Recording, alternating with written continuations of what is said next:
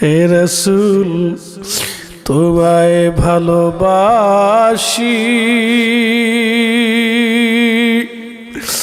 অন্তরে শুধু মুখে নয় জান্নাতের আশায় নয় হে রাসূল জাহান্নামকেও ডরি না তোমায় পাওয়ার আশায় মন ছুটে যায় মদিনায় তোমায় পাওয়ার আশায় মন ছুটে যায় মদিনায় এ আশিকে দিদার দাও না আর দূরে থাকিও না এ আশিকে দিদার দাও না আর দূরে থাকিও না হে রাসূল তোমায় ভালোবাসি অন্তরে শুধু মুখে নয় জান্নাতের আশায় নয় হে রাসূল জাহান্নামকেও ডরি না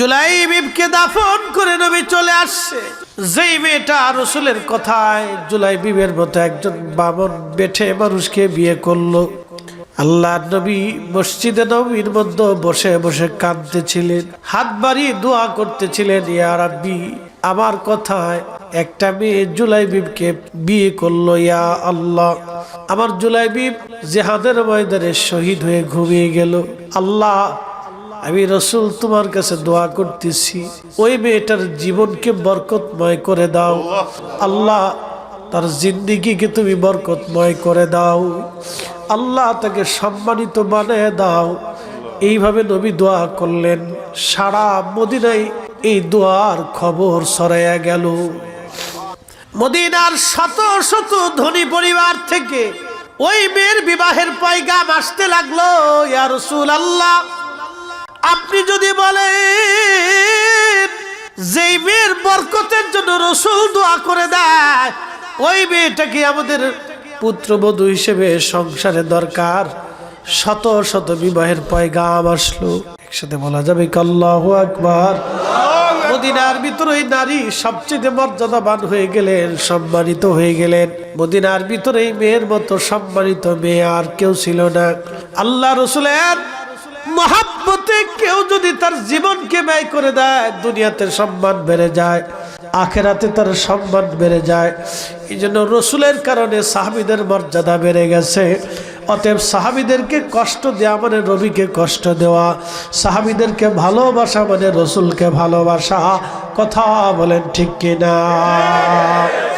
অতএব সাহাবীরা আল্লাহ রাসূলের দরবারে খুব মর্যাদাবান এই উম্মতের সর্বশ্রেষ্ঠ ব্যক্তি আমি বুঝতেই পারতেছেন একজন সাহাবীর জীবনী শোনাইলাম দেখেন কোনো লেখাপড়া নাই একটা বামন বেঠে কোথায় হারিয়ে আসছে তার বংশ পর্যাদা কেউ খুঁজে পায় না আর সে কোনোদিন তার বাবা মাকেও কোনোদিন খুঁজে পায় না আর বাবা মাও তাকেও কোনোদিন খুঁজতে আসে নাই যে একটা বামন বেঠে ছেলে হারিয়ে গেছে ওর আর খোঁজ নেই বুঝতে পারছে তো সেই সাহাবী জুলাইবিব রাদিয়াল্লাহু আনহু আল্লাহ স্বর্ণাক্ষরে তার কথাগুলি লেখা আছে তার সম্পর্কে কোরআনের একটা আয়াত আল্লাহ নাজিল করছে একসাথে বলবেন আল্লাহু আকবার এই মুহূর্তে আয়াতের কোন সূরার আয়াতটা আমার স্মরণে নাই আয়াত আল্লাহ নাজিল করছে তার তাফসীরে আমি তার জীবনের ঘটনাটা পড়ছিলাম উপস্থিতি এই জন্য আপনাদেরকে বলবো হাজিরিন সাহাবীরা হচ্ছে সত্যের মাপকাঠি কথা বলেন ঠিক কিনা সাহাবে کرام সত্যের মাপকাঠি আল্লাহ নিজে তাদেরকে মাপকাঠি বানিয়ে দিয়েছে আমি দেইনি সাহেব কেবলা ফুলতুলি রাহিমাহুল্লাহ দেয়নি আল্লাহ নিজে দিছে কথা ঠিক কিনা ঠিক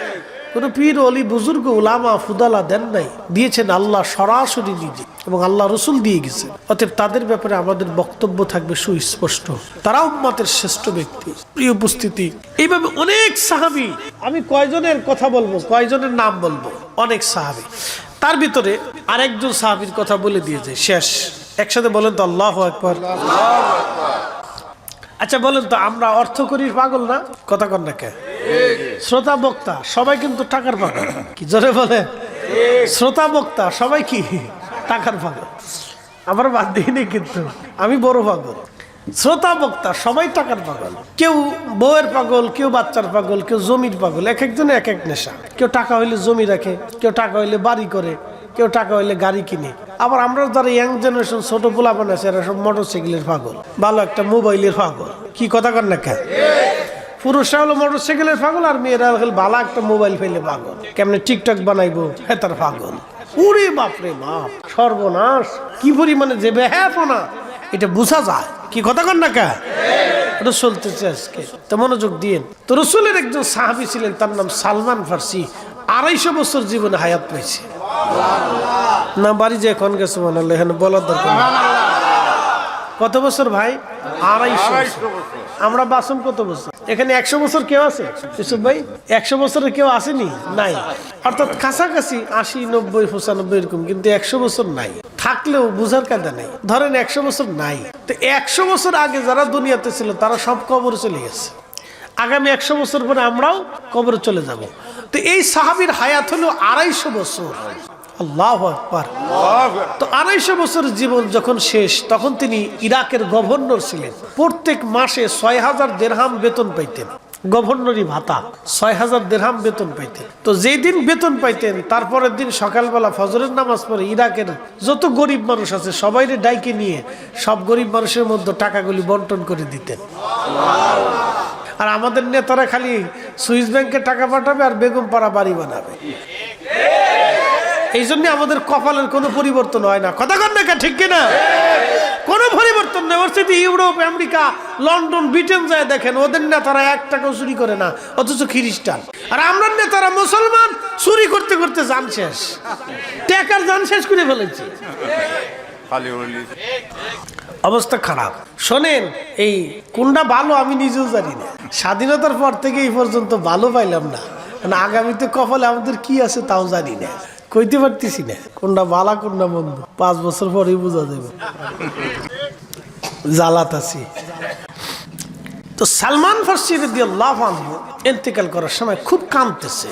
তো সাহাবে کرام বললেন, হুজুর, আল্লাহ রসুল আপনার খুব ভালোবাসতেন, আপনি রসুলের খুব আশিক মর্যাদাবান সাহাবী, তো কাঁদতেছেন কেন? বলতেছে, বলো তো কিয়ামতের ময়দানে আমি রসুলের সামনে কোন চেহারা নিয়ে দাঁড়াবো? চিন্তা করেন তো, সাহাবী সাহাবী।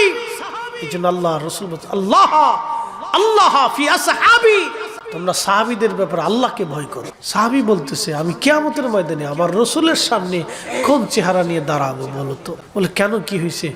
নবীজি দুনিয়ার থেকে যাওয়ার সময় সমস্ত সম্পদ আল্লাহর রাহে দান করে দিয়ে গেছে। আমি ইন্তেকালের সময় কত সম্পদ জমা হয়েছে, রসুল যদি জিজ্ঞাসা করে কি জবাব দিব বলো তো? তো বলতেছে, কি জমা হয়েছে? কয়, দেখো আমার মাথার পাগড়ি, আমার গায়ের জুব্বা, একটা আবা, একটা লাঠি, একটা ওই কাঠের পানির পিয়ালা, আর একটা কাঠের বাসন। কয় হাজার কোটিটার সম্পদ। একটা কাঠের বাসন, আর একটা কাঠের পিয়ালা, আর একটা কাঠের লাঠি, আর একটা ফাগড়ি, আর একটা জুব্বা, আর এই জুব্বার উপরে যে আবা গায়ে দিছে না, আমার আগে সালি সাহেব যেটা আবা গায়ে দিছে না, ওই আবা। 100 কোটিটার মাল। কানতেছে। যালিকা লিমান খাশিয়া রাব্বা, তারা আল্লাহকে ভয় করতো যে আমি রসুলের সামনে কোন চেহারা নিয়ে দাঁড়াবো, হাই হাই জবাব কি দিব আমি যদি রসুল আমাকে জিজ্ঞাসা করে? ভয় পাইতেছে, খুব কাঁদতেছে। সালমান ফার্সি ডাক দিয়ে বললেন, সাহাবীরা, আমার ইন্তেকালের পরে আমার জুব্বা দিয়ে, আমার আবার কাপড় দিয়ে তোমরা আমার কাফন দাফন করবা, কাফন বানাবা। বাকি সব যা থাকবে, আমার একটা পানির পেয়ালা, কাঠের পেয়ালা, হাতের লাঠি, আমার পাগড়ির অবশিষ্ট কাপড়, আমার জুব্বা এবং আবার অবশিষ্ট কাপড়, এই সবগুলি তোমরা গরিব মানুষের মাঝে দান করে দিবা। সাবধান, কোনো কিছু নিয়ে আমি কবরে যেতে চাই না। আমার রসুল সব কিছু আল্লাহর রাস্তায় দান করে দিয়ে কবরে চলে গেল, আমিও আল্লাহর রাস্তায় দান করে দিয়ে কবরে চলে যাব। আমি কিছুই নিয়ে কবরে যাব না। একবার জোরে বলা যাবে কি, ইয়া রাসূলুল্লাহ? একবার জোরে বলেন আল্লাহু আকবার। তেলের গাড়ি তেলে চলি,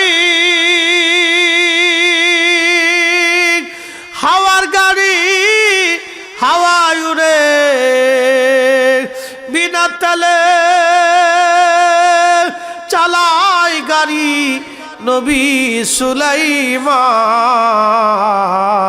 আমরা সেই মুসলমান আমরা সেই মুসলমান আল্লাহুম্মা সাল্লি আলা